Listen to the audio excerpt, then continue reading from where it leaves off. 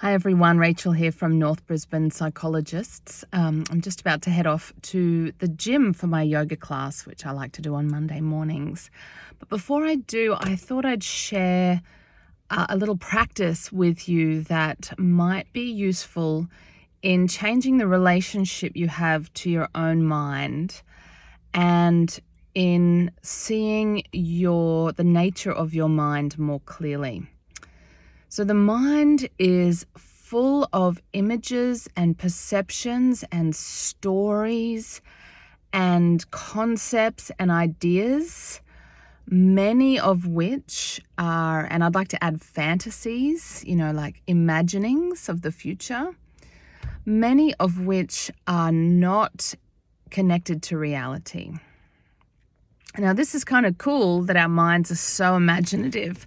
We wouldn't have the iPhones that I'm making this video on. We wouldn't have amazing movies and amazing music and other art forms if it wasn't for the fact that our minds can make things that don't exist in reality.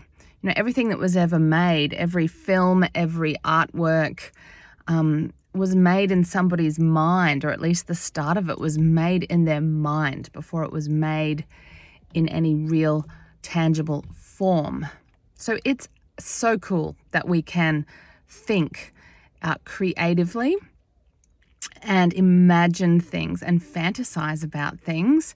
And it's cool that we can think in words as well, because, if you need to write a shopping list or fill out your tax return or send an email to somebody to sort out an issue, obviously those kinds of thinking, uses of our thinking are very, essential.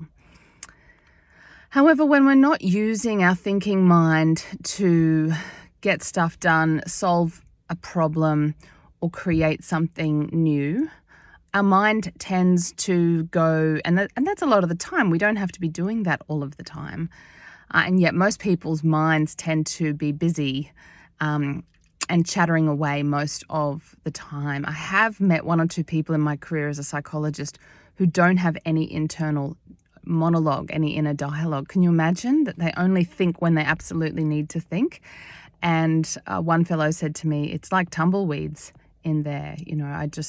I have naturally what people take years to achieve in meditation. But most of us, the vast majority of us, have a chattering mind that goes and goes and goes.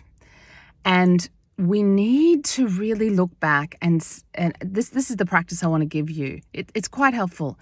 Take an inventory of all the things you used to assume, the things you used to be scared of, the things you imagined, the disaster scenarios you came up with in your mind, the things you worried about.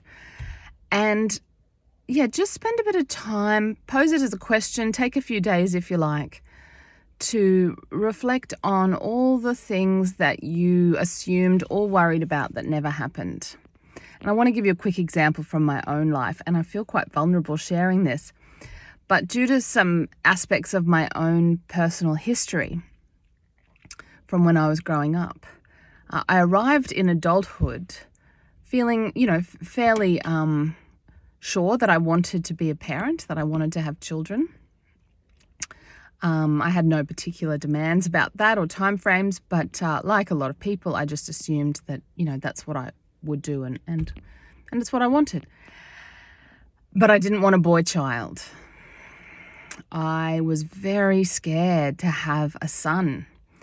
And sometimes I'd hear stories about, women who kept trying to have that daughter, so they'd end up with 4 boys. I heard this story from one woman who ended up with 4 boys because she kept trying for the girl and it never happened.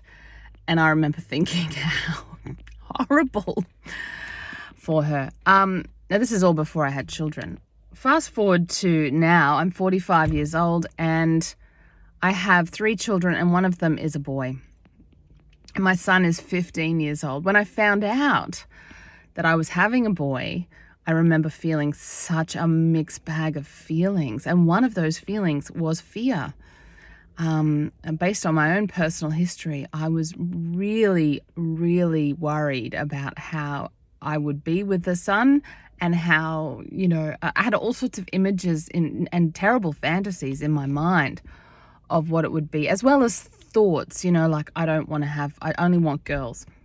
Like, it's funny looking back at this. This is sort of, 20 years ago, 25, 15, a long time ago. And now my son, who's 15, is absolutely, I love all my children, of course, but I just want to speak about my son. He is, the apple of my eye. He is he's such a lovely human being. He's smart, he's sensitive, he's caring, he's sociable. I was just telling him last night that my sense is that his friends find him a very stabilizing influence in their lives. A couple of them have some, a bit of chaotic stuff going on in their personal lives.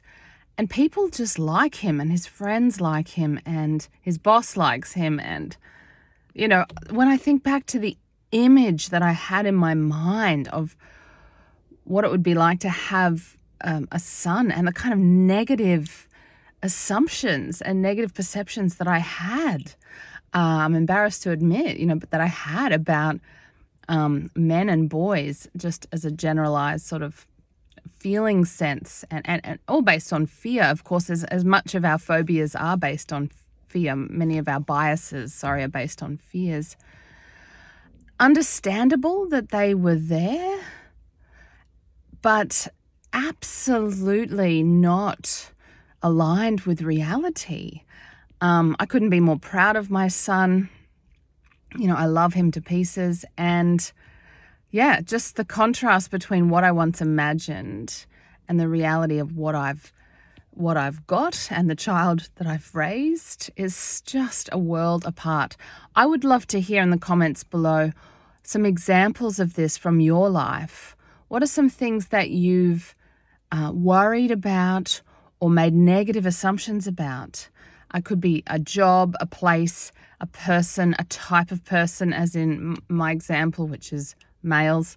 And what happened in reality to show you that you were wrong? I often say to my clients, it's so good to be wrong sometimes, isn't it?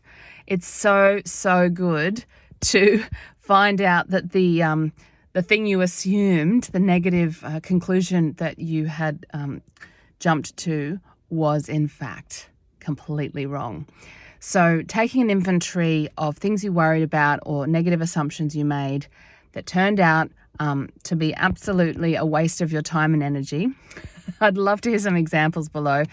Take this as a reflection exercise so that next time your mind makes horror movies or negative images or jumps to conclusions about things, that you can remember this is the nature of the mind. We can develop a friendly relationship with our thinking mind without giving it too much power. It doesn't have to run the show, because often it's making its own show in there, and it's not helpful and it's not grounded in reality. So thank your mind for giving you all these imaginings and all these negative thoughts and judgments, but don't believe everything it says. Hold it at arm's length and get on with life, and and reflect so that you can see your own mind clearly. So give me some examples in the comments below. I've talked too long. Until next time, bye for now.